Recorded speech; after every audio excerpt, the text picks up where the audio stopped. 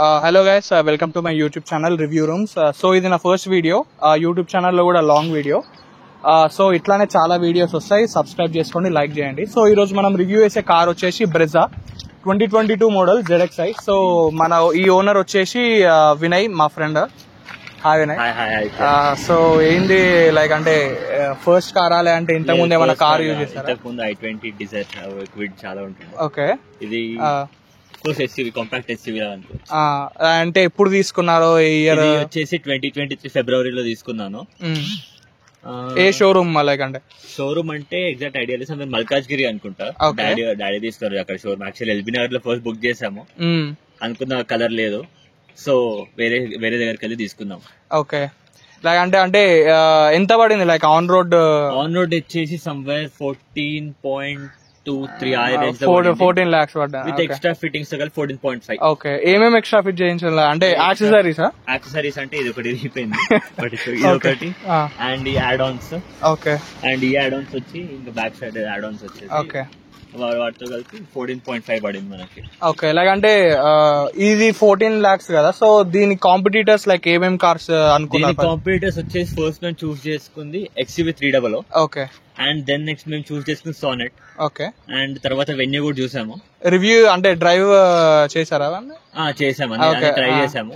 XUV 300 చాలా బాగుండే, కానీ దాంట్లో బ్యాక్ డ్రాప్ వచ్చేసి మనకి బూట్ స్పేస్ తక్కువ ఉంది. ఓకే, అండ్ వెన్యూ వచ్చేసి సమ్ వాట్ షార్టర్ లుక్ అనిపించింది, SUV ఫీల్ రాలేదు. And Sonet is perfect, but ఏమో కియా గురించి కొంచెం బ్యాడ్ రివ్యూస్ చూసాను, సో దట్స్ వై ఇంకా బ్రెజాకి వెళ్ళాను.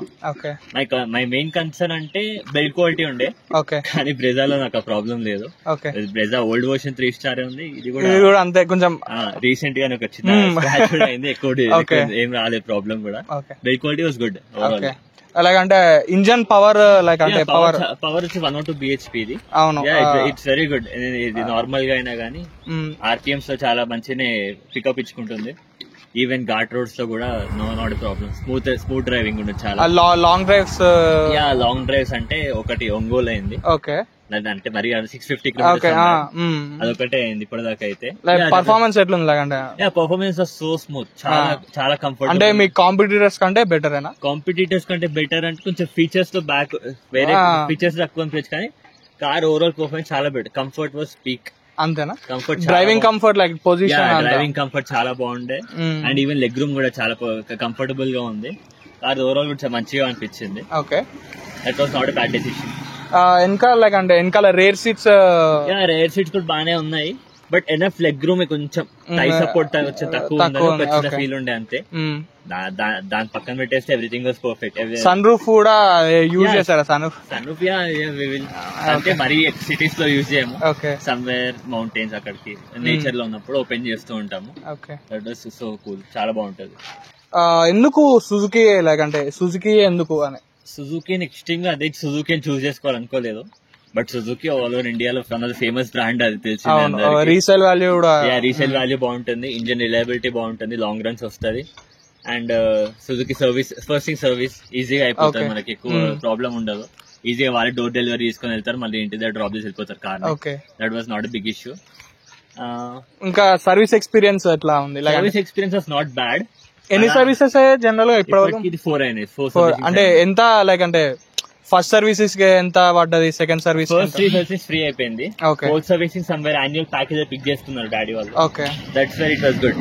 ఓకే, లైక్ మైలేజ్ ఎంత లైక్ అంటే యావరేజ్ గా వచ్చేసి సిటీలో వచ్చేసి 14.5 వస్తుంది. ఓకే, ఒక హైవేస్ 15.5 to 16 మధ్య సమ్వేర్ ఫ్లక్చుయేట్ అవుతూ ఉంటుంది.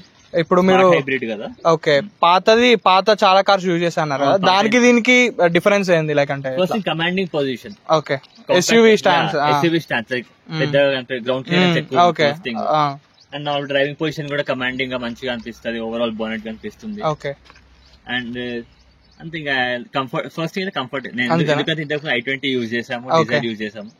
i20 కేరళలో, గోవా వెళ్ళాము, బ్యాక్ పెయిన్ ఉంటుండే. ఓకే, డ్రైవ్ చేసేటప్పుడు బ్యాక్ పెయిన్ వస్తుండే. ఓకే, దీంట్లో ఆ ఇష్యూ మాకు రేస్ కాలేదు. పాజిటివ్స్ అంటే, నెగటివ్స్ అంటే ఒకసారి?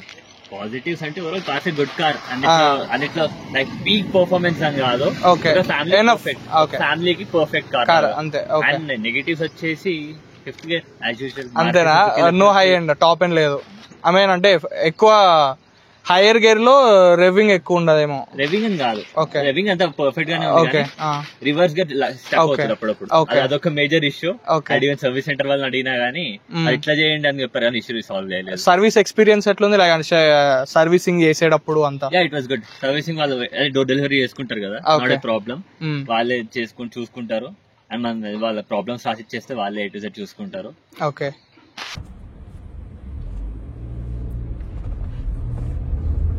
ఓకే, సో ఇప్పుడు బ్రెజా డ్రైవ్ ఎక్స్పీరియన్స్ చేద్దాము. సో యాక్చువల్గా ఇది నిజంగా వినయ్ చెప్పినట్టు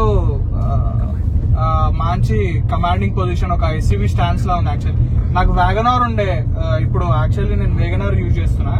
దానికి దీనికి అసలు ఆబ్వియస్ గా అది హ్యాచ్ బ్యాక్, ఇదేమో ఎస్యూవీ కదా, అసలు చాలా బాగుంది. అండ్ 1500cc లైక్ నాకంటే 1.2 నుంచి వచ్చిన తర్వాత చాలా అవును చాలా పవర్ఫుల్ ఉంది.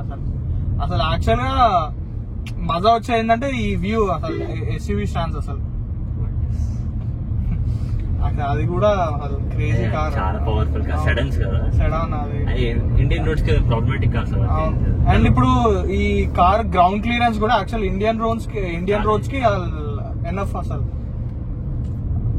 One of the main concern ఇది ఎస్యూవీ కోసం, ఇండియన్ రోడ్స్ కి మంచి ఊరికి వెళ్తున్నప్పుడు రోడ్స్ అంత బాగోకుండా పోతుండే, దట్స్ కాంపాక్ట్ ఎస్యూవీ పక్కా తీసుకోవాలని. టర్నింగ్ రేడియస్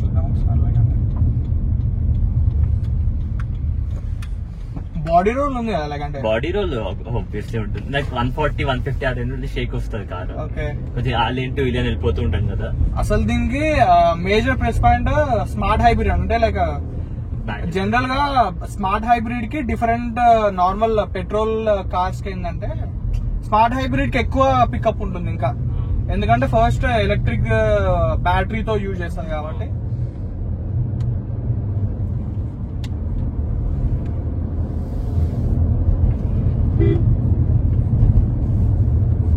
ఏసీ కూడా చాలా అవునా, ఏసీ కూడా అసలు చాలా తొందరగా లోపల కూల్ అయిపోతుంది. సౌండ్ ఎక్స్పీరియన్స్ కూడా బాగుంది. కాపీరైట్ ఇష్యూస్ వస్తాయి, కాపీరైట్ ఇష్యూస్ రావు.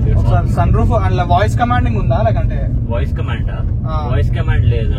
ఓకే, వాయిస్ కమాండ్ ఉంది కానీ దాన్ని యాపిల్ కార్ కి కనెక్ట్ అయ్యింది మనకి. ఓకే, దట్స్ వై ఇప్పుడు అది సిరి ఆల్రెడీ ఇప్పుడు. Okay okay, so sunroof కూడా ఓపెన్ చేద్దాం.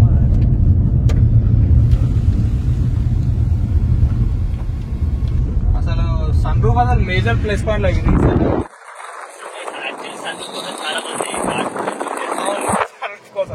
వన్ ఆఫ్ ద ఇంకో రీజన్ కూడా అది.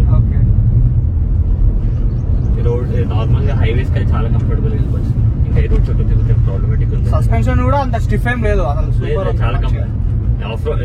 జనరల్ గా మనకి బంపీ రోడ్స్ ఉంటాయి కదా, వాటిలో స్మూత్ గా వెళ్ళడానికి స్మూత్ సస్పెన్షన్ ఇచ్చాడు దీనికి. ఏసీ కూడా ఆటోమేటిక్ క్లైమేట్ కంట్రోల్, ఇక్కడ ఆటోమేటిక్ ఉంది మనకి, ఆటోమేటిక్ రన్ అయిపోతుంది మనకి. అబ్బో జరగరా ఆంటీ, పడిపోయారా? బేసికలీ రోడ్స్ లో అందరు డ్రైవ్ నేర్చుకోవడానికి వస్తారు కదా.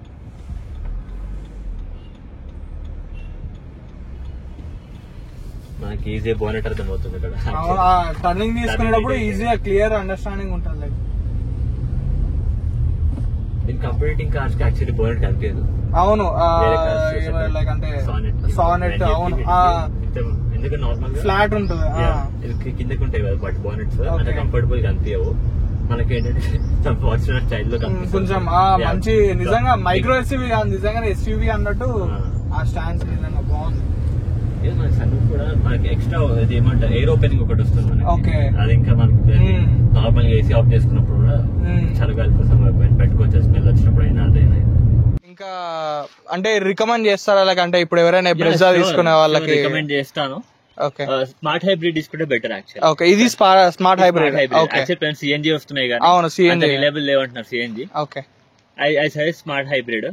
మీకు ఏం ఫీచర్స్ చాలా ఎక్కువ కావాలి, ఓవర్లోడ్ ఫీచర్స్ కావాలంటే యూ కెన్ చూస్ అందరు, ఎందుకంటే మినిమల్ ఫీచర్స్ వస్తాయి, టాప్ అండ్ ఫీచర్స్ కాకుండా ఒక ఫ్యామిలీ సరిపోయే ఫీచర్స్ వస్తాయి. ఓకే, ఓవరాల్ కంఫర్ట్ పొజిషన్ అయినా కానీ కమాండింగ్ పొజిషన్ అయితే బ్రెజా ఉన్నట్టు వేరే కంప్యూటర్స్. ఓకే, సో అది మేజర్ మీకు. అండ్ బూట్ స్పేస్ పరంగా అయితే వన్ ఆఫ్ ద బెస్ట్. అంతేనా? బూట్ స్పేస్ చాలా బాగుంది, బూట్ స్పేస్ బాగుంటుంది. లాంగ్ డ్రైవ్స్ కి కూడా చాలా పర్ఫెక్ట్ గా ఉంటుంది. ఓకే, పర్ఫెక్ట్ ఫ్యామిలీ కార్ అండి. Perfect family. పక్కా సజెస్ట్ చేస్తారా లేకంటే తీసుకున్న upcoming buyers? yes I'll sure suggest. Okay, మరి ఎక్కువ ఫీచర్స్ కావాలనుకుంటే వాళ్ళ ఇష్టం, నేను చెప్పలేదు. నేనైతే సజెస్ట్ చేస్తాను.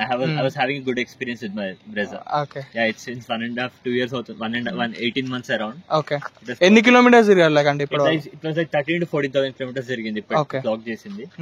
మొత్తం ఓవరాల్ పర్ఫెక్ట్ ఎక్స్పీరియన్స్. 40,000 దాకా జరిగింది. తక్కువ యాక్చువల్లీ, 1 వెళ్ళలేదు, వేరే కార్స్ వెళ్ళాము. Overall good.